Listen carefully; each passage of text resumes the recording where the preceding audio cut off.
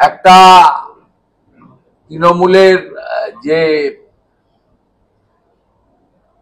Fraud team রয়েছে আইপ্যাকের চিটিংবাজদের একটা team, সেই চিটিংবাজগুলো তৃণমূলের বিভিন্ন স্তরের কাউন্সিলর, পঞ্চায়েত এবং ছোট ছোট মাতব্বরদের মাধ্যমে এই যে বাড়িতে এসআইআর এর ফর্ম বিতরণ হবে, তাতে মৃত ব্যক্তি থাকলেও তাকে জীবিত বলে লিখে দেওয়ার জন্য তারা বলছেন। সে তথ্য আমাদের কাছে স্পেসিফিক আছে, সেটাও আমরা জানিয়ে দিয়েছি এবং আমরা উদাহরণ হিসেবে অনেকগুলো জিনিস দিয়ে দেখিয়েছি, বলেছি, জমা দিয়েছি। তার মধ্যে এই ধরনের ফলস বার্থ সার্টিফিকেট বানিয়ে, এটা পুরো ফলস, এটা আইপ্যাকের লোকরা এইসব ফলস বার্থ সার্টিফিকেট বানিয়ে দিচ্ছে এবং এটা নিয়ে গিয়ে বিএমওএসদের কাছ থেকে আপনার মেডিকেল ডিজিটাল সার্টিফিকেট করিয়ে নিচ্ছে। আমরা এটাও সিও অফিসে একটা কপি দিয়েছি এবং সতর্ক করেছি, আমাদের বক্তব্য রেখেছি। বিএলওরা খুব সুন্দরভাবে এবং নিরপেক্ষভাবে এই এত বড় প্রক্রিয়াতে কাজ করতে পারে। আমরা এই রাজ্যের মেন অপোজিশন পার্টি এবং আমাদের সঙ্গে হিউজ নাম্বারস অফ ভোটারদের কনফিডেন্স রয়েছে, 2,33,27,000। আমাদের বিএলএ 2ও আমরা মানে প্রায় 50,000-এর বেশি এখনো পর্যন্ত দিয়েছি বা প্রসেসে আছে। এটা হয়তো 60,000 পর্যন্ত যেতে পারে। এই জায়গায় তিনি আমাদের কোঅপারেশন চেয়েছেন এবং বলেছেন ফর্ম রিটার্ন পর্যন্ত ওয়েট করুন।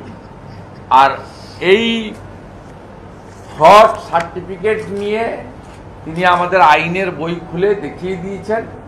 সেকশন 9 আপনার রুলস এন্ড 9, তাতে আমরা আইনের প্রভিশনটা সম্পূর্ণ ক্লিয়ার পেয়ে গেছি। এবারে আরেকটা জিনিস যেটা ওরা মিসলিড করছে, সেটা হচ্ছে বাবা মার জায়গায় আদার রিলেটিভ। যেহেতু বাবা মার কথা লেখা নেই, কিন্তু তিনি সেক্ষেত্রেও বলেছেন যে সফটওয়্যার বাউন্স করবে যদি আদার রিলেটিভ লেখেন।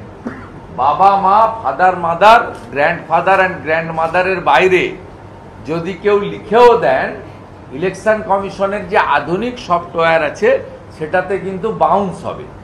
অতএব যে জাগলারিগুলো এ সেকশন অফ বিএলওদের নিয়ে বিডিওরা আইপ্যাককে সাথে নিয়ে মনোজ পন্থের নেতৃত্বে মমতা ব্যানার্জির নির্দেশে করছেন, কিছু ডিএমও এর সঙ্গে যুক্ত রয়েছেন এবং এই অফিসেরও 2-1 খবর পাচার করছে, সে তথ্য আমরা দিয়েছি। তাতে এগুলো এবারে খুব বেশি কাজে আসবে না। আর রিগার্ডিং বার্থ সার্টিফিকেট, নতুন বার্থ সার্টিফিকেট কাজে লাগবে না। পরিষ্কারভাবে সিটিজেনশিপ অ্যাক্টে 1987 পর্যন্ত যারা ভারতে জন্মগ্রহণ করেছেন বাই বার্থ, যে কোনো দেশের নাগরিক হলে তারা ভারতের সিটিজেন। এরপরে 2004 পর্যন্ত আপনার বাবা মার আপনার এখানে একজনের এখানে জন্ম হতে হবে।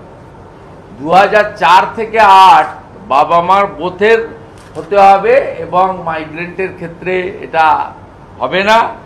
এই বিষয়েও ক্রিস্টাল ক্লিয়ার আছে।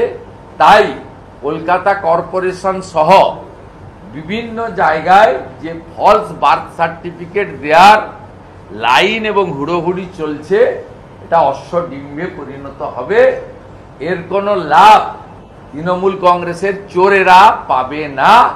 এটা করে মৃত ভোটারকে জীবিত, ফলস ভোটারকে পুনর্জীবিত আর অনুপ্রবেশকারী বাংলাদেশি মুসলিম রোহিঙ্গাদের ভোটার তালিকায় রেখে দেওয়ার যে বড় পরিকল্পনা নিয়েছেন খালার পার্টি, এটার সুবিধা হবে না। সুবিধা তুফানগঞ্জ থেকে একটা গুরুতর অভিযোগ আসছে। তুফানগঞ্জ, সেখানে বিএলও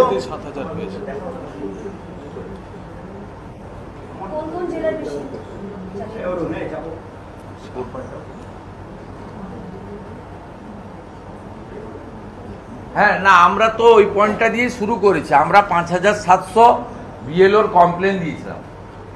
সেই কমপ্লেনের মূলে 1.1, 1.2, 1.3, 1.4 তাতে অধিকাংশ আমরা কেস টু কেস কমপ্লেন্স চেয়েছি। উনি আমাদের কাছে 3 দিন টাইম নিয়েছেন, কমপ্লেন্স নিয়ে নিবে এবং বিএলওদের সম্পূর্ণ তালিকা ইআরওরা ওয়েবসাইটে তুলবে উইথ ডেজিগনেশন। কারণ মিড ডে মিলের কুককেও বিএলও করেছে এমন তথ্য আমাদের কাছে আছে। আমরা দাবি করেছি যে উইদিন 24 আওয়ার্স সমস্ত ইআরও এবং এইআরওদের ডাইরেকশন দেওয়া হোক যে বিএলওদের তালিকা ওয়েবসাইটে তুলতে হবে, পলিটিক্যাল পার্টিকে দিতে হবে, নইলে আপনাকে সেন্ট্রালি এখানে দিতে হবে এবং পাশে ডেজিগনেশন দিয়ে দিতে হবে। অ্যাসিস্ট্যান্ট টিচার, কমপ্লেন্ট এমপ্লয়ি বা 1.1 না পাওয়া গেলে অঙ্গনওয়াড়ি কর্মী, প্যারা টিচার যা যা আছে দিতে হবে। আমাদের কাছে স্পেসিফিক তথ্য আছে। আমরা আজকে বলছি না, আগে ইলেকশন কমিশন আমাদের দিক, স্যাটিসফাইড করুক, তারপরে আমরা বলবো। মিড ডে মিলের কুককেও বিডিওরা কোথাও কোথাও বিএলও করে দিয়েছে। আমরা দক্ষিণ 24 পরগনা আগেই বলেছি, গোসাবার কেস হাইকোর্টে চলছে আপনারা জানেন, কাকদ্বীপ সাগরের তো আছে, এটা আমরা কোচবিহারে দিয়েছি।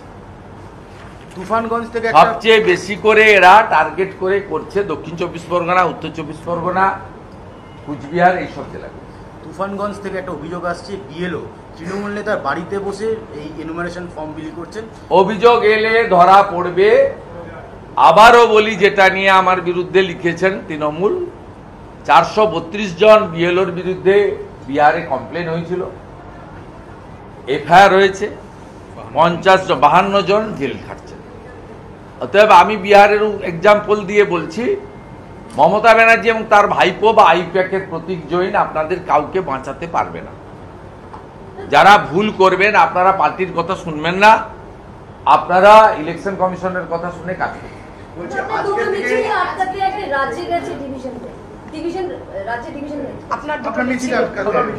হ্যাঁ, ডিভিশন বেঞ্চ যা করবে তাই হবে। আমি তো কোর্টের অর্ডারে 92টা মিছিল করেছি। কোর্ট যদি আমাকে বলে যে করতে, না করব না। কোর্ট যদি বলে করতে, করব। 3টের সময় এই শুনানিটা আছে। মিছিলটা 3টে, আজকেরটা হয়ে যাবে। কালকেরটা যদি কোর্ট বলে ডেট চেঞ্জ করতে, করবো। এর আগেও অনেক ডেট চেঞ্জ করেছি। আর কোর্ট যদি বলে আপনাকে করতে দেবো না, মেনে নেবো। কারণ আমাকে কলকাতা হাইকোর্ট কার্যত